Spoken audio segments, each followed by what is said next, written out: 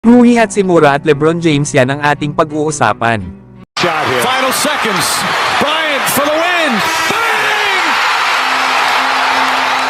Bad news naman sa Lakers dahil mawawalan na naman sila ng maasahang players.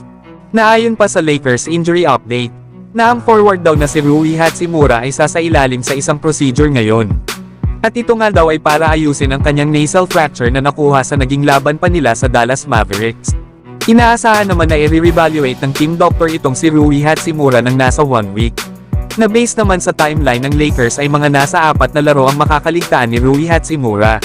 At lahat nga ng 4 na yon ay puro gaganapin sa road games. Na simula bukas ay makakaharap naman nila ang Cleveland Cavaliers at susunod naman ang mga kupunan ng Philadelphia 76ers, Detroit Pistons at Oklahoma City Thunder. Kaya sayang mga idol, lalo at bawat panalo ay importante pa naman sa ngayon.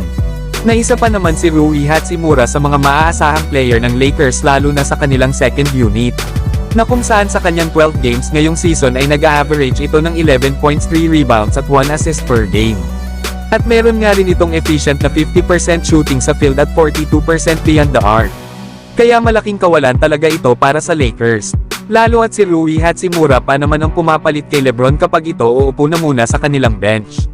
Kaya panigurado na gamit na naman si LeBron sa laban nila bukas kontra sa Cleveland Cavaliers.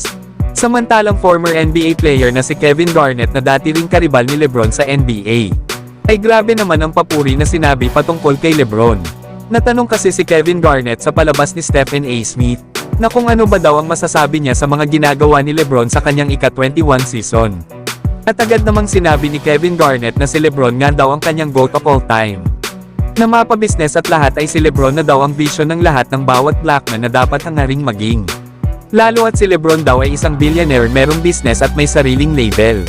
Na parang si LeBron nga daw talaga ang nagtakda ng kanyang kapalaran. Yan nga mga idol ang mga sinabi ni Kevin Garnett, na talaga namang manghang-mangha sa performance na ipinapakita ni LeBron. Lalo at wala na daw tayong makikita sa katulad ng edad ni LeBron na naglalaro pa rin ng katulad sa kanyang level. Na ngayong season ay nag-average lang naman itong si LeBron ng 25 points, 8 rebounds at 6 assists per game. Kaya hindi na nakapagtataka kung bakit marami sa ngayon ang nai-impress kay LBJ.